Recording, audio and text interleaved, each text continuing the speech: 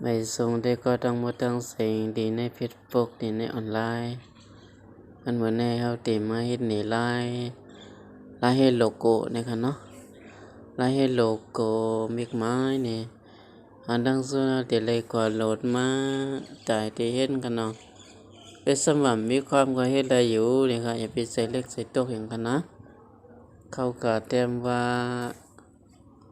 โลโก้นี่ค่ะเนาะเต็มเป็นภาษาอังกฤษค่ะเนาะ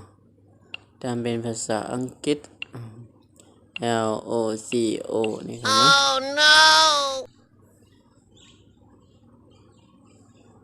LOGO นี่เน้นที่มันที่ขึ้นมาสิ่งในหมดนะนี่ค่ะนะอันเฮามันจ้างเขาได้อันเฮาได้ติดตั้งไว้อันไหนนี่ค่ะนะอันไหนติดเข้มกว่านี่ค่ะเนาะอย่าตักแต่ก็เขาเกี่ยวกับอะไรก็โหลดเอาอันนั้นนี่ค่ะเนาะ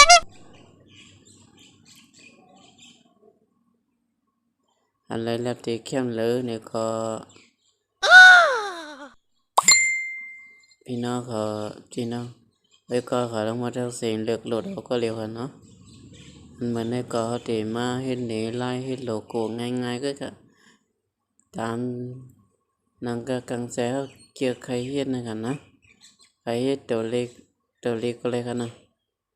ตัวเลขเนี่ยเขามาตี L โลโก้นี่กันเนาะ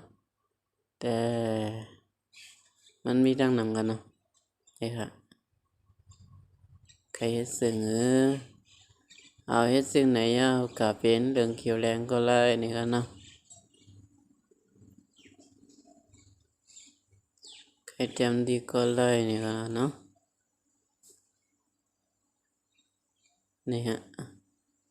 มีดังน้ำนี่กันเนาะเต็มดีก็เลยนี่กันเนาะเต็มว่าไตนี่ครับดังสุดสังกติว่าเต็มว่าไตนี่เนาะไตเนี่ยเขาก็ได้เพียนซ้ำกันเนาะถ้าเรียกอันดังสุดที่เต็มเล็กคำว่าติเซตคำว่าหาตัวทีนี่กันเนาะทีเลือกเอาตัวอะไรก็แล้วครับมันมีแคบนะครับสักทีเอาตัวไหนนี่นะ TAI ได้แล้วก็เรียกที่ในแทงแล้วก็เรียกตัวเซตแล้วก็มัน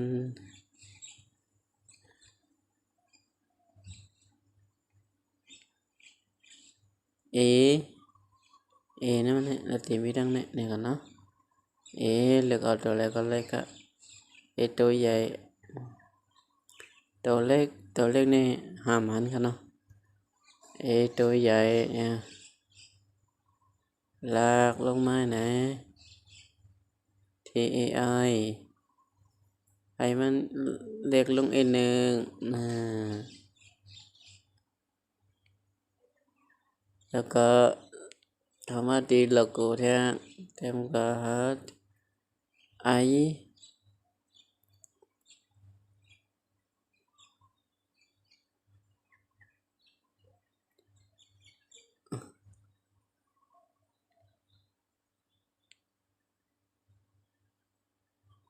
มันไม่ไหนวะ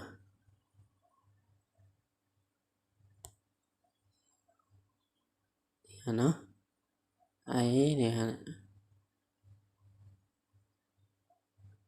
สังวัตก็เขาสนใจใครเนี่ยก็สามยด้วยกันเนาะเนี่ยก็ยังก็ว่าเด็กเก็บเนี่ยก็ในปันดีกันนะครับนะเซฟนี่ค่ะเนาะเนี่ยเรียบร้อยเป็นนั้นแก้มดาวแล้วกันเนาะแล้วก็เดี๋ยวมาเห็นในทางแมวนั่นออกออกนี่ค่ะเนาะคำว่าดีสิ่งนี่ค่ะเนาะแล้วก็เต็มมีแรงดังน้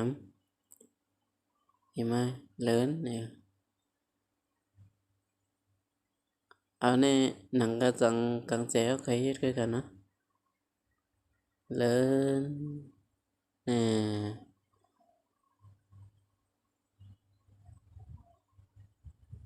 ก็เลินมั่งผัก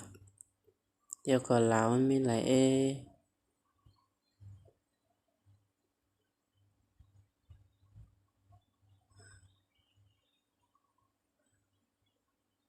อันนั้นก็กันเซฟกันเนาะอันนั้นก็กันเนาะไม่สงค่า